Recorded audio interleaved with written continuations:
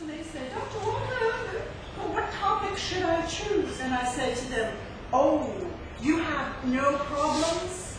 Everything is perfect in your class? The students are, they're well behaved, they learn, you have no teaching problems, you write your little lesson plan, you go in, everything is perfect, they all, pass the exam with flying colors at the end, you have no problems? Oh, no, Professor Wachob, of course I have problems. I said, okay, there you go. Tell me one of your problems. And then it's not one, but 2 or 3 or 4 or 5, okay? So we want to start with the classroom problem, with something that's bothering you or something that you don't feel is quite right. And that's where we start. And what we're doing is we're going to seek answers to a teaching or a learning problem. So sometimes it's a problem with us. We're not doing a good job of teaching. We're not presenting the material well. Sometimes it's a learning problem. Sometimes it's our students are not learning what they should be learning. So it could be, or it could be part of the same problem. It could be us and them. So it's contextual. It's not really that person's classroom or that university's. It's mine. It's my classroom. So it's within the classroom. It's small scale. We're not going to go out there and get questionnaires for 1,000 people. We don't need that. We want to talk about our students. It's very localized, and it's contextualized in the sense that it could be my university only. It could be some sort of thing that we have here. And we want to investigate a problem within a specific situation, so that it is just my classroom or whatever. It's evaluative. We want to know, does this work or not? Is it good or bad? And we're going to use those words. We're going to say, not necessarily good or bad, but how about this? Does it work or not? Is it being successful? Whatever I do or whatever comes out, is it successful or not? And it's reflective in the sense that every step of the way, we want to think back and say, what is my problem? What have I done? What can I do? And very, very often, and we'll see this today, it's not just one little research, it's not just one thing, but then you do it again and again, or maybe again. So we all know that we have a class we're teaching, we have something new, a new activity, or a new reading, or this, and so you do it. Did it work or not? Huh? So we're going to try, oh, well, it didn't work so well. We're going to try it again differently next time. But how do you know? Unless you evaluate, unless you do some research on it. Who does it? Well, teachers do it. Student teachers, and I have my student teachers at ABC do it. Administrators can do it, or they can push. Professional researchers can, but mainly it's you. Are all of you classroom teachers? You're all teaching classrooms? Yes, okay. So you're the researchers. You're the ones who do it. How is it done? Now, first of all, we have to develop a plan. Remember, I said we start with a problem. And from that problem, we develop a plan of action. Where am I going to go? Where am I headed for? And we're also going to look at informed sources. So whatever problem you have, guess what? Someone's had that problem before. It's not absolutely unique. If you want to try an activity, want to do something, you're not the first person. There have been other people who have had that problem, and many of them have researched and written about it. So I have brought, there's a little black bag down there, some of the research articles that I have collected over the years, just a few of them, and we can go look at those to find sources. There are lots and lots of things that are free on the web as well. People who have done research and reported it in places. So we look at informed sources. We look at who else has done some activities or have done some research. Then we act to implement this. So perhaps it's something new. Perhaps it's something different. Perhaps it's just asking people. And then we need to observe, or we need to record the effects of that. So what happened? And we need to record that. We don't sit there. We don't go say, I'm going to try something new. You go try something new, and you say, oh, well, did that work or not? We're going to record the effects of that. Okay? We're going to actually make marks on a paper. We're going to to count things, we're going to ask people, we're going to videotape lots of, did you? Yeah, you videotaped, yeah. So that we can do all of these things, we can record this. And then we need to reflect on that, on those effects, for further planning, to go do it again, okay? And to repeat the process, because very often it's not a one-time thing. If you do something new, we find out does it work or not, should we change it a little bit, should we do it again, or should we scrap that and try something else? Okay. So these are the, I think there's 6 things here, and this is what we're going to do. Just introduce today, and next time maybe we can talk about what you do beyond that. Explore it, and we're going to do some exploring today. We're going to identify problems, we're going to try to do some planning, and we're going to look at collecting data, different ways of collecting data, and analyzing and reflecting. We're going to try a little bit of that, because you have to know where you're in, what you're going to get at the end in order to get there. And then we're going to do some hypothesizing or speculating on what if I did this, what if that happened, what if. So how do I start? What are you concerned about? What's your problem? You can read about it, you can talk, and I know you do. I know you come into that staff room or the hallways or whatever and you say, that student, or my test, or my activities, or my lesson, okay? And you can look. You can sit back and you can start looking. You can start keeping notes, and a lot of people do that. Just keep notes. Whatever happens in the classroom, who said what, where is that problem? So you can keep a journal. And then you need to go fact-finding. And I'm going to show you something today that you need to, it's a very interesting sort of a fact-finding, if you will. And then you need to record or document. So this is getting started, and then the second part of that is after you've recorded your document is to analyze and work on changes. Okay, so what am I looking for? What happens in the classroom? Things like who talks and who doesn't. Do you have a classroom of silent students? Do you have a classroom of talkative students? Sometimes there are some that are way too talkative and some that are way too quiet. Okay. Who engages and who doesn't? Do you have those bad boys that sit in the back and sleep? Yeah? Okay. So, I'm sorry, if they're there in that classroom, they must want to do something. They want to get, at least to get a piece of paper that says I passed this class. So, who engages with us and who doesn't engage? What do the students want? What do they like? And that's another way of looking at it. And ask them, did you like that? Was that helpful for you? Did you learn what you were supposed to learn if we did this activity? Things like learning preferences and strategies. And so sometimes it means we need to teach learning strategies. Are you all familiar with Rebecca Oxford and her learning strategies? This is a, you know, some of us are very visual, and some of us like to listen, and some of us like to do, and so how do you learn? By using your strengths or your weaknesses. So learning preferences and strategies. And what kind of work do students produce? So who fails and who succeeds? Have you ever had those students who are very, very smart students? You know they're smart. Why do they fail the test? What are they doing wrong? What are they, you know they're smart, you hear them, you listen to them, they've got great ideas, and then that piece of paper is just awful. So you say, what's happening here? Where is the disconnect here?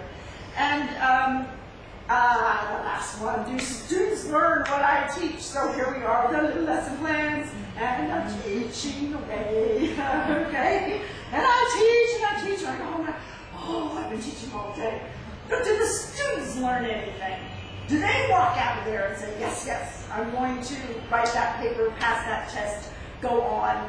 And so sometimes we teach a lot, but our students don't learn anything. So why? Or why not? So these are some of the problems that we can start with. So what tools can I use? So we can gather data from outside sources, and that means you can talk to other people, you can read journals, you can find out what other people have to say about it, and just kind of use that as a sounding board or to kind of investigate. But we can use questionnaires, and we're going to look at some questionnaires today. We can do observations where maybe it's not you. Do you ever go to the class and say, oh, I want to watch these students, I want to see what they're doing, and you're so engrossed in what you are doing here that you have no time to observe what happens. You get someone else to come in and be an observer, okay? You get someone else, or you get a video camera, or you get someone else to come in and see what you are doing and what the students are doing and what that interaction is. So observations are absolutely wonderful, but sometimes we can't do them ourselves while we are actually teaching our class. So we can use audio or video recordings, and then we can transcribe them so that we have a record of what students have said and what we've said. Interviews and focus groups, we can actually sit down with students and ask them one by one, or a focus group. You all know what a focus group is. Yes. So a focus group comes from marketing, comes from the business world. So here we come, we have a new laundry detergent, and I want to get our ladies out here, and I'm going to present them with our laundry detergent, what they think of it. Oh, it's purple. I would never use purple laundry detergent. Well, everyone else uses white with little blue things in it, so we thought we'd do something different. But guess what? We don't like purple laundry detergent. But somebody in marketing thinks they have a great idea. But a focus group is an idea where you have a number of people and you put a question to them, and they can get together and tell you. Maybe 1 out of 10 will like purple laundry detergent, okay? And the other 9 don't. Well, guess what? You had better not use purple laundry detergent, even though you may like it, and one person likes it, this one doesn't like it. But it's a dynamic within a group that can tell you a lot of interesting things about what we're doing. Okay. So here is our first activity. I'm going to make you do something, and this is a lot of kind of here in your head, but I also have some handouts. So we can sit there and work in small groups of 2 to 3s and look at what we have. So teacher A wants to know why some of her students participate and why some of the students don't. And she's noticed, like many of you, some of them are very active and some of them don't do anything. And what she might do to have better participation in the classroom. So she asks a fellow teacher to observe the class. So she doesn't do it herself. She's up here doing her teaching, okay? But she has a very lively question and answer session. So she asks a lot of questions, and the students answer the questions, okay? So your student teacher wants to know why some students participate, why some students don't, and what she might do to have better participation. Okay. So, here we go. And I have some handouts. This might be a little difficult, but I have the handout. So let's talk about this. Here's our teacher, and she's in the front of our classroom. All good teachers stay in the front of the classroom at all times. Necessary, absolutely necessary. Okay, so here she is, and she's in the front of the classroom. And of course, she has got all of her students. They have little tables and chairs, or desks or whatever, and they are in 1, 2, 3, 4 rows. Okay, and there are 5 students, and here's our one lone student back here, but they're in 5 rows. Okay. And she asks a lot of questions. There are 2 kinds of questions that she asks. One of them is at the very top, you can see up here. These are questions that she asks to the entire class. Just, just throw it out there. Anybody can answer. All right? So that's one kind of question. And you see she's got a lot of them. You can even count them. And then she has another kind of question here that she directs to a particular student. Mona, Amira, okay? Omar, answer that question, okay? And so she asks that directly to a student by name. Okay. Now we have our students. Not all the questions are answered, okay? But most of them are, you can see that. And here is each student, which kind of question that student answered. So this student, 1, 2, 3, 4, 5 questions were directed to this student, okay? And she answered them. And 1, 2, 3, 4 to the whole class, and she answered them. Okay, so this is one student.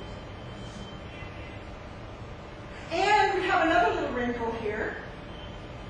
You see that some of them are called F, and some of them are called M. Males and females. Okay? So this is a very complex situation, isn't it? Very complex. Who participates and who doesn't? And how can she get those students who don't participate to participate?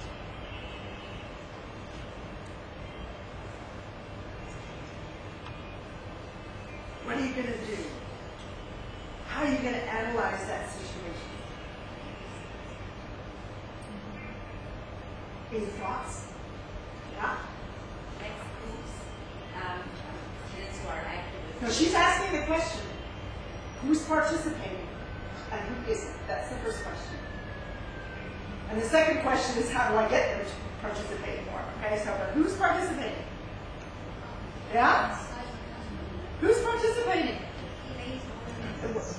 I'm just talking about the analysis. I would be looking at just the counting, basically. So basically what we need to be doing is counting the number of questions each student answers, and then classify those kinds of questions like we did in the first one. It's really very simple. Some people are not very good at math, okay? Some people are not very good at math, okay? And we know that they're male and female, okay? How many males, how many females? Come on, get down there. Those of you who have the paper, or you can look up here. How many males, how many females? 5 males. 5 males. 11 females. 11 females and 5 males. 5 males. Okay. Questions. Okay. Let's do another one. How many questions did the females answer? And how many questions did the males answer? There's one question.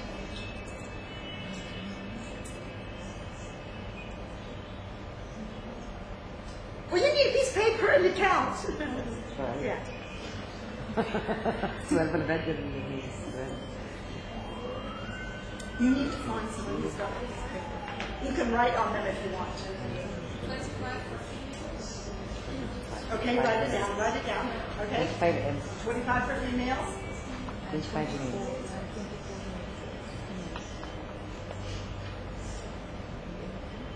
25.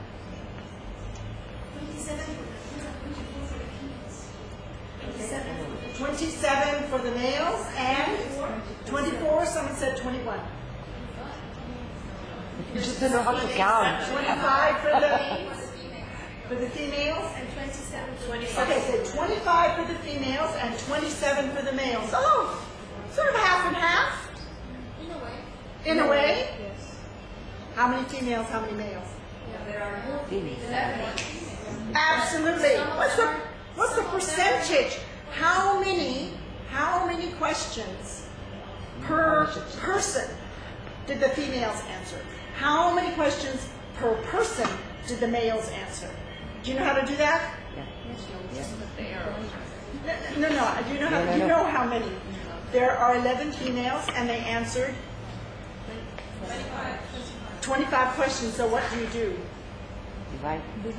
Divide 25 by 11. Okay, and you get 2 points. I know what to do, but I don't know how to do it. 25 divided by 11. That'll give you the average. The average. So what is the average? 2.1? Something like that. Okay, 2.1. How many questions did the males answer? 5 points. 5 point something. What is the difference between 2.1 and 5.1 or 5.2? 3 point something.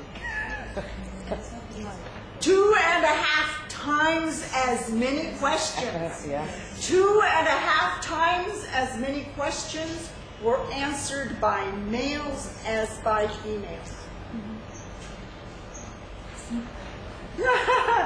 Doesn't look like that, does it? No, but these are the facts.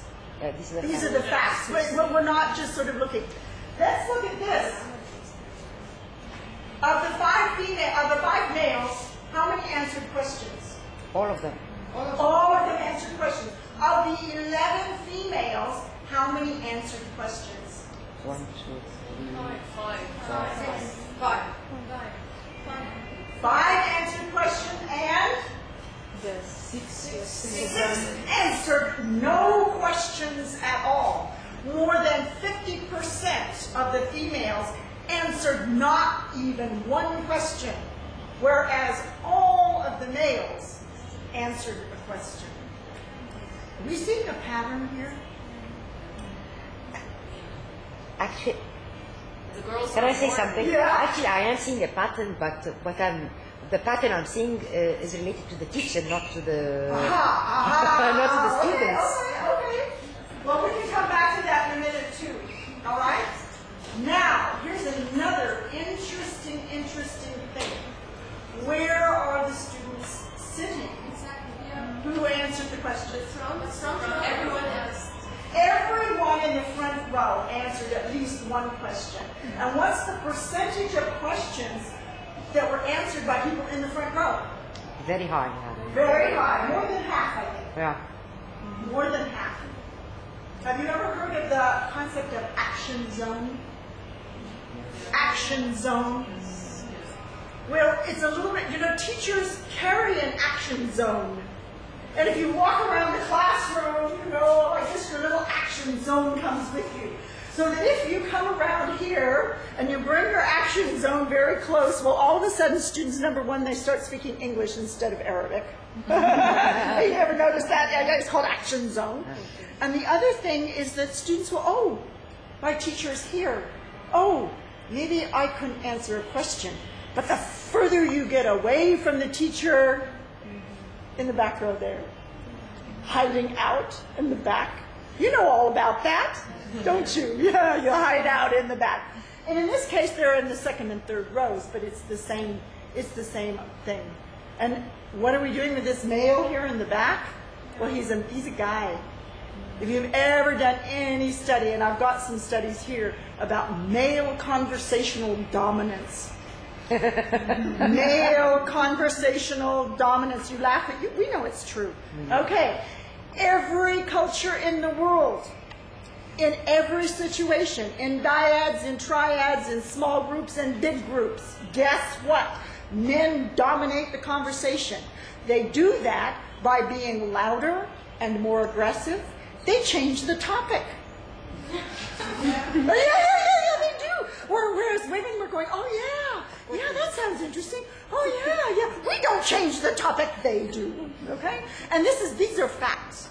These are facts. Okay? So you can read about that. You can read about the research that shows male conversational dominance. And that's what's happening in this class. Oh, they're just being men. No, but actually, the teacher herself or himself has a bias, a gender bias. We all do, including us, including the women. We know the women in our class don't talk, but guess what? Every time I go into a class, I learn the men's names first. I hate it. I say, no. We're going to learn all the girls' names. No.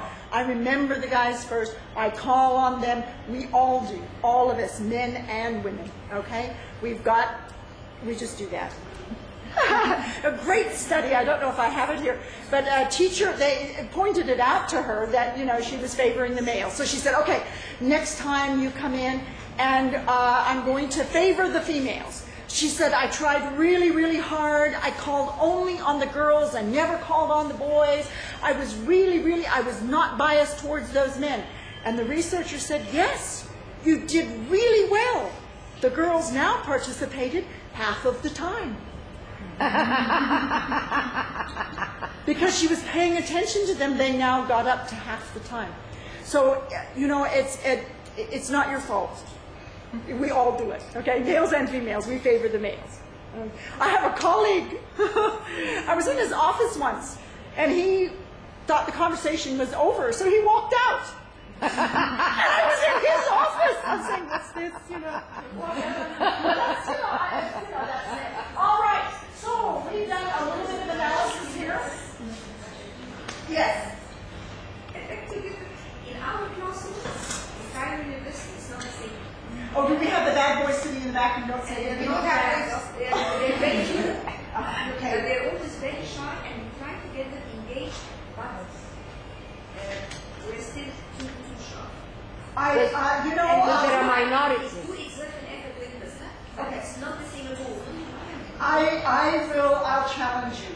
Get someone to go into your classroom and just see how much they do talk. And I think they probably talk more than you think they do. You might still have women dominating, but they probably don't talk as little as you really believe they do. No, but the thing is, it's like you get one male student in a 30 or a 50 And he class. dominates the conversation. Because no, they don't. We outnumber them Well, in greatly. this classroom, the females outnumber the males as well. No, And but by the not to way, that extent. The one guy is sitting over there. Yeah, so Actually, 1 out of 6, if you are talking about guys not talking or male students not talking, 1 out of 6 is talking. So statistically, it's very good. I think so. okay. So this comes from a book. This is, and I've made up the teacher. So you can see this is a real classroom and real data here. What the teacher wants to know: why some students participate. Why do some students participate? Remember, she called on some students, so the ones she called on participated. All right, and the males participated. Why some students didn't participate? Let's go back to those females. Why didn't they participate? Look at your paper. Two things. Yes. They were out of their action zone. They were out of the action zone, And they were never asked. They were never asked a question. Okay? What might she do to have better participation? What might she do? Yes. Move more among the students. So what if you could move those chairs? I realize that a lot of classrooms you can't move them. They're like this, they're bolted down. But if you could move them, what would you do to move them? So she's got more of an action zone. Well, perhaps what I personally do is that I get students to stand up and stand maybe in small groups, and then it would be easier for me to move among them. Okay. Maybe the chairs move because you can circle. Right, you can sit in a circle, you can sit in a U some way where, yes? You can ask them randomly, not focus in a group, whether the front or the back, randomly. Instead of asking 9 questions to only one student, I'd ask each student the question and then go again. Yeah. I have a die that has 20 sides on it. So you can give every student in the class a number. You've got 20 students and you can roll it. And it will come up with that. Okay, it's your turn to answer now because the die says you are. Okay, so that's one way. So want the chairs up and be very specific about making sure that the questions get asked around. Any other ideas? I think Maybe let them sometimes ask the questions. Maybe let them ask the questions. I Yeah. think sometimes you kind of read the body language of the student themselves, they don't seem interested. So you can kind of, I try to draw on the people who are not interested and sleepy and try to pick them out. And tell them that you're answering my next question. Right. And if you put them in a U circle or, say 2 rows, so you can have a front and a back row instead of, 4 rows, then you can get closer to the students and, check and see if they're understanding or not. Okay. So, that was an action research project. Did the whole thing right here, 20 minutes. But you can see how much planning that took to sort of look at that and how much analyzing it was. And there are other things that we could do. All right. So, Teacher B wants to give audio feedback instead of written feedback on paper. So teacher B has got something on her computer, and it is an audio file. So she can make little MP3 files, okay, so to speak, into the computer and make a file just like a movie, or song files. So it's not really big, all right? And instead of taking the student's paper and writing on it, she makes these little audio files. And she follows the format of the paper and says, holistically what I like, and individually your grammar here is some sort of your word choice here. And then sends it to the student. Okay? And she does it once. And she wants to know if the students like that audio feedback, if they like getting these little files from their teacher better than they like the written. And why? Why they like it. Because it's not just enough to like it. So teacher B's question, she takes a piece of paper, just a thing with these 2 questions on it. Lots of room for the students to write. And she says, please take 5 minutes, and you do it 5 minutes before the end of the class, so that they can write for 5 minutes, and when they're done, they can leave. To give feedback on the process of the audio feedback. Your answers will remain anonymous. Why?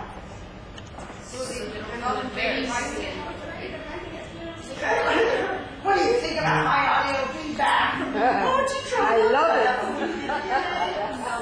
So there are reasons for making anonymous. And remember that when you think about questionnaires.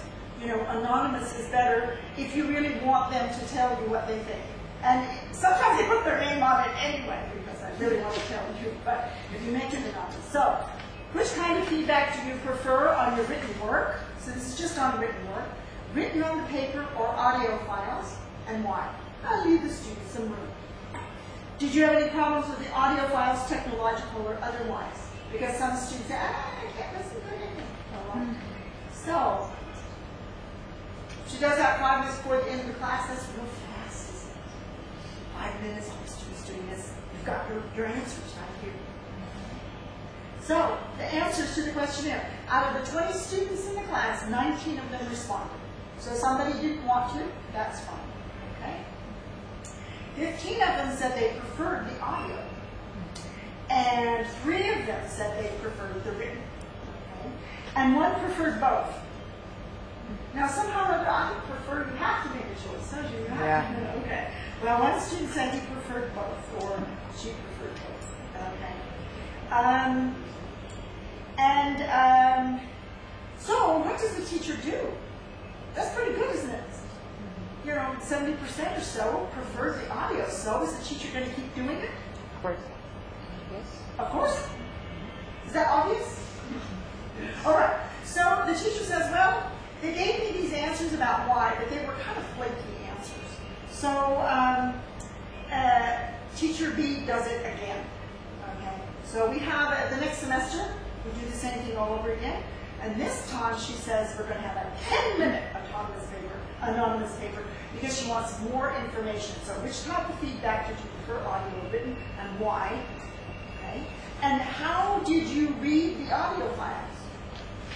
How do you read an audio file? If someone gives you a paper and you've written things on it, they read the comments, right? So if someone sends you by email an audio file, what do you do with it? How do you read it? You listen to it. You listen to it. How do you listen to it? On your. Yeah, so she wants to know how they read those files, okay? And did the audio or the written help in rewriting? Because she's really concerned about the students rewriting for a second draft to do a better job. So that's the point of feedback, isn't it? When you give students feedback. Otherwise, just give them a grade and on they go. So you give them feedback about their organization, about the topic, about their development, about their grammar, word choice, whatever you give them feedback on, you want them to do better and to learn something. Okay? So she asked about that. Okay? And we're going to stop right here. and I'm going to make you do, because we're going to come back to what happened later. Okay? So what I want to do now is I want to take 5 minutes, and I'll do this. I'll check you. I want 5 minutes. You all have a piece of paper and a pencil? Okay? I want you to write one paragraph, short paragraph, 5 minutes, that's it. And 5 minutes is up. If you have nothing written, well, that's okay. And I want you to write, what is my problem? What is my problem? And don't tell me you don't have a problem, because I will not believe you. So what kind of problem do you have in your classroom? A problem that you feel about your teaching?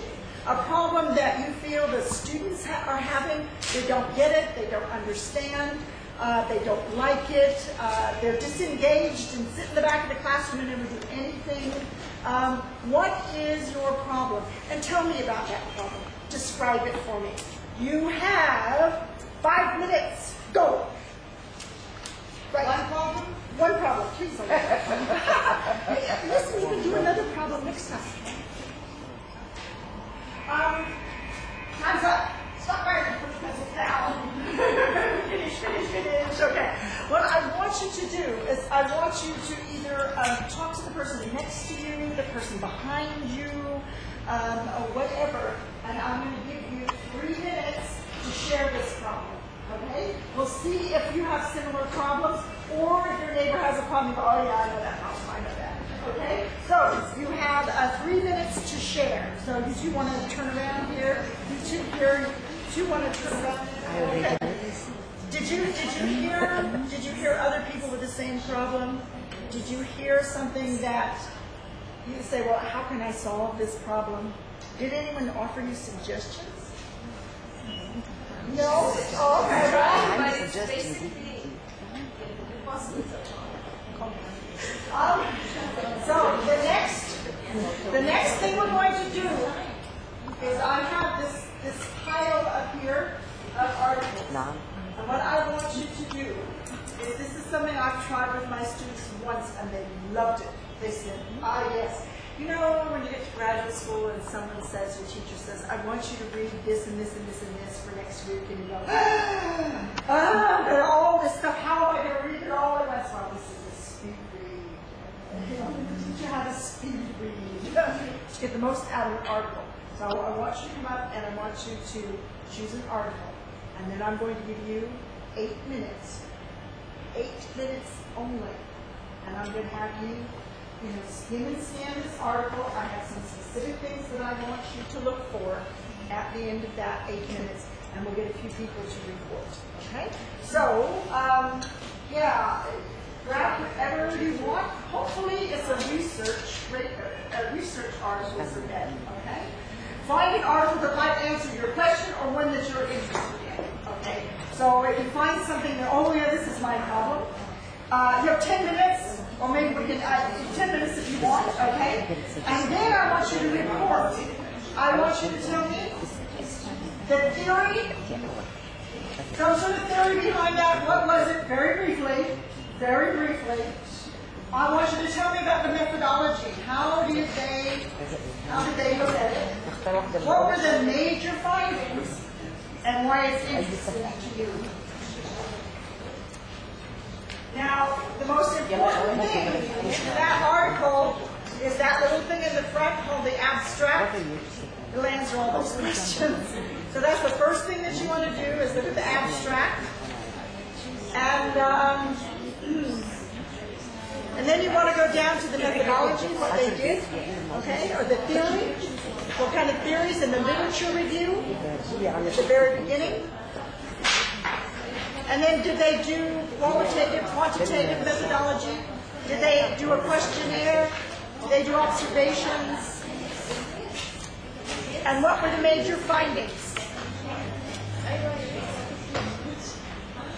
You might need your paper and a pencil. Okay? I want you to write this down. I'm trying for a research article rather than a book chapter. Because the book chapter is not going to do that.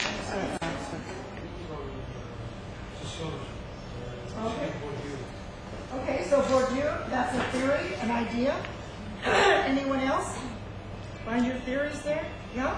Well, it's feminists, some Okay, so a feminist. So Casey Miller and Kate Swift, for example. All right. And actually the author herself, Deborah Cameron, is... Yeah, a feminist. Okay.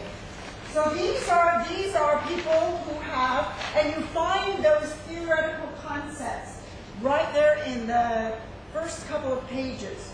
So the first thing you have is that little, an abstract. You all have abstracts. Some of you don't have abstracts because they're, yeah, okay? But that abstract will tell you something about the article, but then you'll have an introduction, and right after that introduction will be what kind of theories they're basing these things on. And those people have wonderful, wonderful theories. They've written lots of papers or books, ideas about what motivates people. Different ideas about motivation. Vygotsky's got all kinds of things that he's talked about. The zone of proximal development and things like that. And so all of these theorists are out there putting forth ideas. And very often that lit review will be an argument between one theorist and another theorist. You know, to say, and then the author will say, well, I believe in Vygotsky. I believe in whatever. And then they will base their research on those ideas.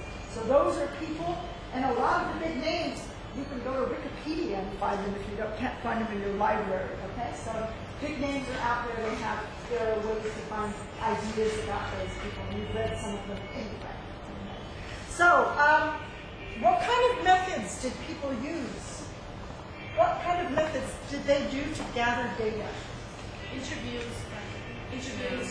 teachers. Interviewed teachers? Yes. Observations, and you have a whole thing about observations? Groups, they had groups interview each other. So they had like group switch interviews and interviewees. Oh, okay, that's interesting. Actually, concerning methodology, this was what attracted me to this. It's when methodology fails. This is what attracted the people who wrote this research.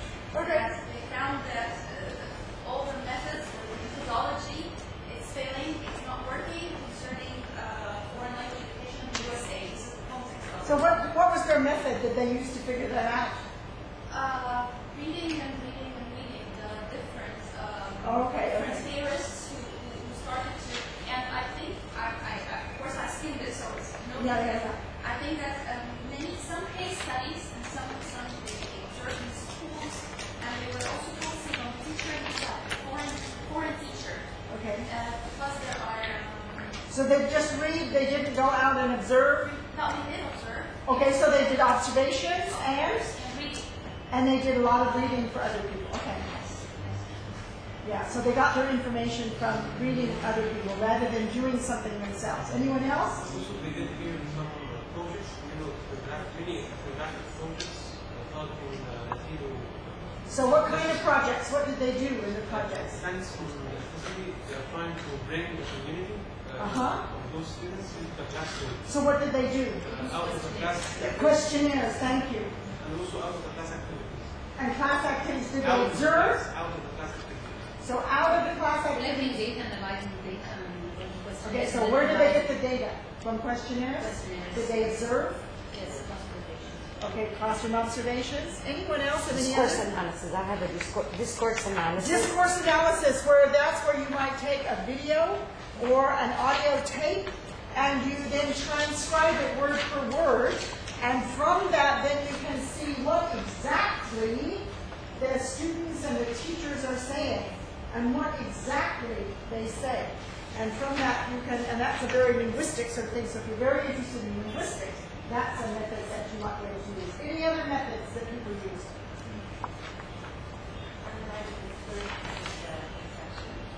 So discourse analysis? Yes, another discourse analysis. Anyone else? What were the major findings? Where do you find the major findings? Conclusion. Where are the findings? On those research papers, where are they? Yeah, I see you. At the end, and then they'll say at the end. You have those at the end, some of them are very thick and we lost the last one. So in the end, they'll say, they'll have discussion, findings, something like that. Conclusions, yes, there you go. Do you have conclusions? Oh, you get it. Questions. Their conclusions? Add something cool, some kind of business. That's the end? That's the... Oh, okay, right. So the conclusion or finding was something. Yes, okay. So what were the findings? That all the methods failed? I have it's failed, but they ended it by imposing questions and reflections for discussion. Okay. That was what Yeah. they did at the end. That's cheat. Honest researchers. I have an interest in this because Oh, it's very much. yeah, that But comes at the end, actually, there is no way out of it. Yes, you have to find a way yourself. Because it's very, very interesting because this is what everybody faces. Students who are disrupted in class. Yes. It's Yeah. very interesting. But at the end, he kicked one of them out. They went to the director or something. The director told the teacher, you have the right to ask him to leave. But at the end, the students, they kept quiet in class and then they disappeared. So actually, there's no way out. This is not a research paper. It's not research. No, it's not a research paper. Okay. Very interesting. Very interesting place to start, isn't it? Yes. Yes. So who had some findings? Yes? Yeah, well, this paper was focused on reflecting on teaching, and they're trying to compare reflecting upon problematic instead of positive experiences, and then the findings showed that the methods and the feelings, people who had more positive experiences were better than who focused on the problematic ones. These were Okay, the findings. okay, so those are findings. And where did you find that in that paper? Well, it was written in the abstract. The great sheet, but you know it's in the end, so they'll have more discussion. Anyone else? What findings?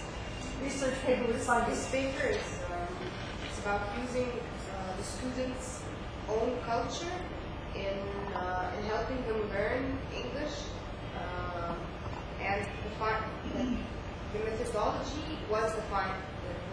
We had 6 activities, and this was his methodology, the different activities he tried, and in each activity he put, the writer, he or she did, he put their findings of what happened in this activity, and that the end conclusion is that these various ways of integration of culture into learning English. Is it good or bad? It's good because it makes it more familiar. Anyone else? Well, we have some with, I'm sorry I didn't do this in the beginning. We've now divided these up between research papers that have research projects in them and other papers that are very, very interesting that can help you, like your problem paper. So we have some of those as well to help you think of problems. But we have some of the other research papers which you can see. Okay? And why was this interesting to you? Is there anything you can get from this? Yes.